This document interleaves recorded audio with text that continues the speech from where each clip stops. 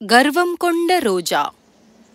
ஒரு காலத்தில் யாருமே வாழ முடியாத ஒரு பாலைவனத்தில் ஒரு அதிசயம் நடந்தது.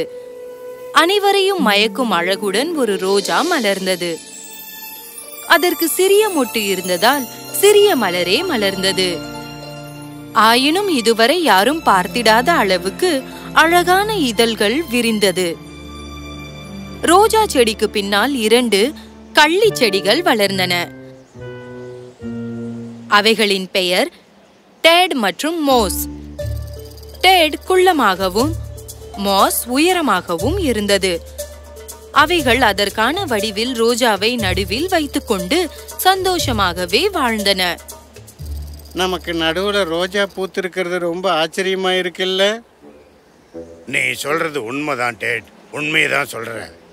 இரு, நாம இவளுக்கு மாயான்னு பேர் வைக்கலாமா? ஓ, அற்புதமான பேருதான், மாயா. இவ்வாறு அழகான ரோஜாவிற்கு வைத்த பெயர் மாயா. மாயா ஒரு சாதாரண ரோஜா இல்லை என்பது 2 கள்ளி செடிகளுமே அறிந்தது. மற்ற மலர்களை விட மிக மெதுவாகவே வளர்ந்தது. டெட் மற்றும் மோஸுடன் பல காலங்கள் பழகியது போல் மாயா சந்தோஷமாக இருந்தாள். மாயா குழந்தை பருவத்தில் இருந்தே குறும்புடன் இருந்தாள். மோஸை கிள்ளி விட்டு பழியை தூக்கி டெட்டின் மீது போடுவாள். கொஞ்சம் சேட்டை பண்ணாம இருக்கியா டேட்? நீ செய்யறது பழைய தந்திரம். என்ன தந்திரம்? ஓ, நான் எனக்குள்ள சேமிச்சு வச்சிருக்கிற தண்ணீரை பத்தி சொல்றியே நீ? அது தந்திரம் இல்லப்பா, அதனாலதான் நான் உயிர் வாழ்றேன். நீயும் உனக்கு வேண்டிய தண்ணீரை குடிச்சுக்கோ, அவ்வளவுதான் சொல்லுவேன். ஆனா செய்யறது எதுவுமே சரியில்லை. என்ன செய்யணுமோ செய், ஆனா இந்த மாதிரி பேசுறதையும் கிளறதையும் இதோட விட்டுரு. உன்னை கிள்றேனா? நல்லா சொன்னப்போ. கண்களை திறந்து வச்சுக்கிட்டே நீ தூங்குற போல இருக்கு. என்ன துணிச்சில இருந்தா அந்த காடை வச்சு விளையாடுவ. நீ அதை செய்யும் போது நான் கொஞ்சம் சோர்வா இருந்தேன். எதனால சோர்வா இருந்தீங்க மேதையே? நட்ட நடு பாலைவனத்துல நிக்கிறதாலயா? ஏன் கொஞ்சம் தூரம் அப்படியே நடந்துட்டு வரலாமே? உங்க வேர்களும் ஆச்சு, உங்க விதிகளும் ஆச்சு. அடைச்ச கொஞ்ச நேரமாவது நீ கில்லாம இருக்க மாட்டியா? சத்தியமா நான் உனக்கு இல்ல. இந்த மாதிரி கண்ணை திறந்து வச்சுட்டு தூங்காதப்பா. 2 கள்ளி செடிகளும் பல மணி நேரம் வாதாடி கொண்டிருந்தன. யாருமே அந்த அப்பாவி குட்டி ரோஜாவை குற்றம் சாட்டவில்லை. டெட் மற்றும் மோஸ் இருவரும் கள்ளி செடியாக இருந்தாலும் வேண்டிய தண்ணீரை நிறைத்து வைத்திருந்தனர். இருவரும் சிறிதளவு தண்ணீரை மாயாவிற்கு கொடுத்ததால் அவள் ஆரோக்கியமாக இருந்தாள். இருவருமே மாயாவை மிகவும் நேசித்தார்கள். ஆனால் தண்ணீர் குடிக்காமல் போய் இறந்து விடுவாளோ என்று அவளிடம் சொல்லாமலேயே இருந்தார்கள். மாதங்கள் கடந்தன. மாயாவும் வளர்ந்து கொண்டிருந்தாள். இந்த பூமியிலேயே மிகவும் அழகான பூவாக மலர்ந்தாள். அவளது இதழ்கள் அடுக்கடுக்காக செக்கச்சவேல் என்று இருந்தன. வியக்கத்தக்க வகையில் அவள் டெட்டை விட உயரமாக வளர்ந்தாள். ஆனாலும் மோஸை விட குள்ளமாகவே இருந்தது. 2 கள்ளி செடிகளும் மாயாவை நினைத்து பெருமிதம் கொண்டிருந்தனர். அவளது வேர்கள் மணலில் பரவி இருந்ததால் மேற்பரப்பில் அவள் வலுவுடன் இருந்தாள்.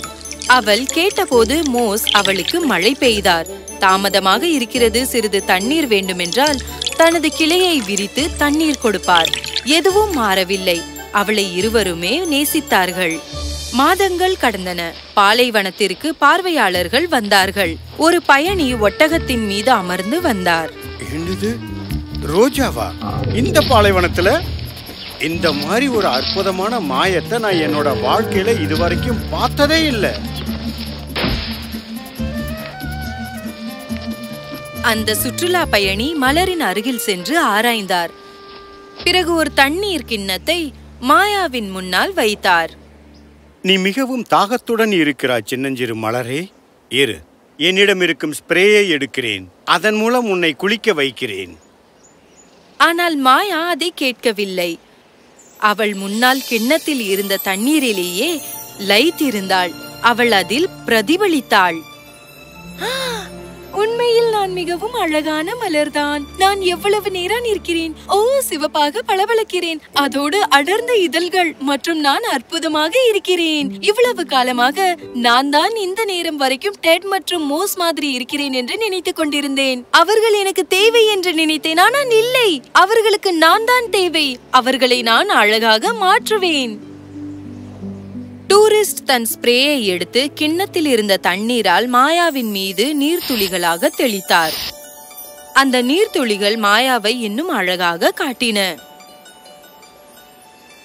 ஆஹா, நான் எவ்வளவு அழகாக இருக்கேன். என்னை பாருங்கள். இந்த மலர் மிகவும் அழகாக இருக்கிறது. ஓ, ரொம்ப நன்றி. இதை நான் பிடுங்கிக் கொண்டு போய் வேறு ஒருவருக்கு கொடுத்தால் கண்டிப்பாக அதற்கு பதிலாக எனக்கு நல்ல வெகுமானம் கிடைக்கும். உனக்கு நகரை ரொம்ப பிடிக்கும் இல்லையா? பார்க்க வேண்டாம்? நகரமா? கண்டிப்பாக எனக்கு நகரை பார்க்க பிடிக்கும். ஓ, உனது தண்டில் என்ன காயம் இருக்கிறது? எல்லாம் இந்த கற்றாழையின் வேலைதான். உண்மையில் நீ பூங்காவில் இருக்க வேண்டியவள். அங்கு உன்னை எல்லோரும் பாதுகாப்புடன் பார்த்து கொண்டிருப்பார்கள். உண்மையில் மாயாவிற்கு டெட் தண்ணீர் கொடுக்கும் போது அதை குடிப்பதற்காக மாயா குனிந்ததால் ஏற்பட்ட காயம் அது என்பதும், மாயா இப்போது இருக்கும் இடத்திலிருந்து வேரோடு பிடுங்கிக் கொண்டு போய் வேறு இடத்தில் நட்டால் மாயாவால் வாழ முடியாது என்பதும் அவருக்கு தெரியவில்லை. இரு, உன்னை வேருடன் பிடுங்குகிறேன். ஆனால் 2 கள்ளி செடிகளுக்கும் நகரம் மிக தொலைவில் உள்ளது என்று தெரியும். உண்மையில் மாயா ஒரு மாயமலர். மேலும் இன்னும் ரோஜாவாக தான் இருக்கிறாள். இந்த கடும் பாலைவன பாதையில் வெகு தூரம் அவளால் பயணிக்க முடியாது என்பதும் அவைகளுக்கு தெரியும். பயணி மாயாவை பிடுங்க நெருங்கும் போது எதையும் யோசிக்காமல் கள்ளி செடிகள் 2மே அந்த பயணியின் கையை காயப்படுத்திவிட்டனர். அதனால் அவர் ரோஜாவை பிடுங்க முடியவில்லை. முட்டாள் கற்றாழைகளா, உங்களுக்கு என்ன தைரியம்? வலியின் ஆத்திரத்தால் அப்பயணி மோஸை ஒரு குத்துவிட்டார்.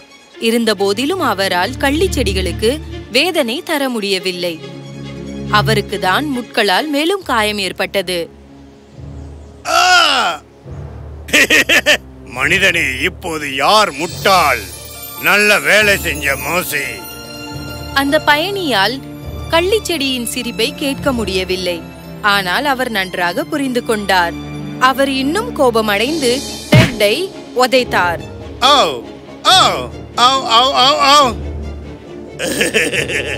அவன் நிறுத்த வேண்டும். சுற்றுலா பயணி அவரது ஒட்டகத்தின் மீது சோகமாக அமர்ந்து சென்றார். டெட் மற்றும் மோஸ் இருவரும் மனதார சிரித்தார்கள். ஆனால் மாயா சிரிக்கவில்லை.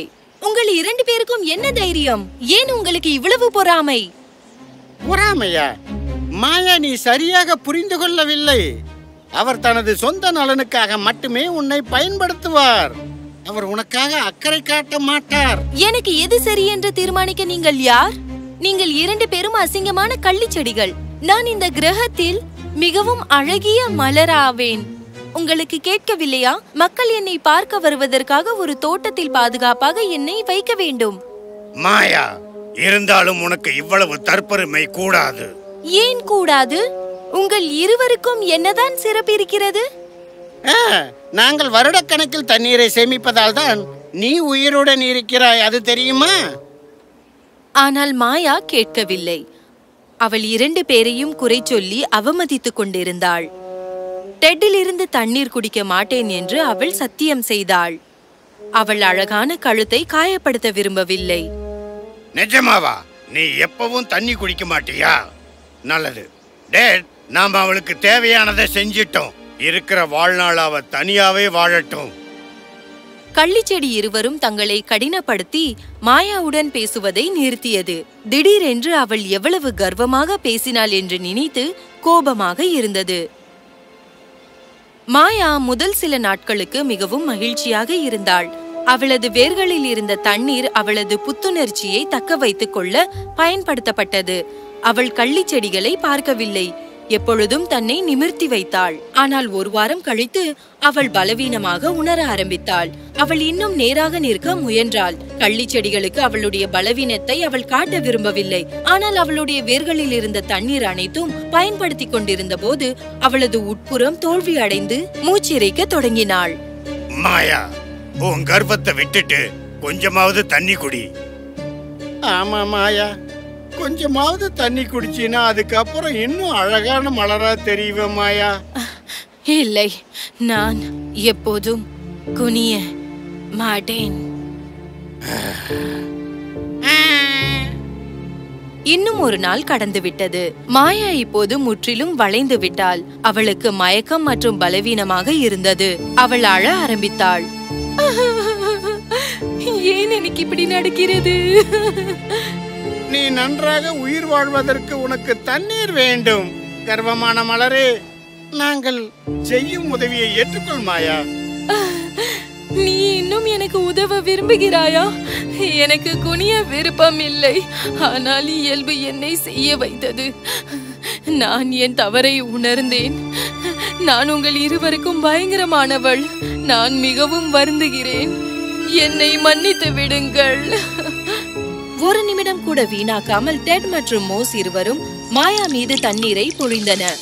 சிறிது நேரம் எடுத்தது. ஆனால் மாயா கடைசியாக மீண்டும் தனது வேர்களை நீராக்கி நின்றாள். ஓ, என்னை மன்னித்து விடுங்கள். நீங்கள் இருவரும் என்னை மன்னிப்பீர்களா? நாங்கள் ஏற்கனவே எங்கள் குட்டி மாயாவை மன்னித்து விட்டோம். 3 தாவரங்களும் மீண்டும் மகிழ்ச்சியாக இருந்தன. மாயா தனது தவறை உணர்ந்தாள். கர்வம் மிகவும் விலை உயர்ந்த உணர்வு ஆகும். நாம் மிகவும் கர்வம் அடைகிறோம் என்றால் அதற்காக மிக அதிக விலையை கொடுக்க தயாராக இருக்க வேண்டும்.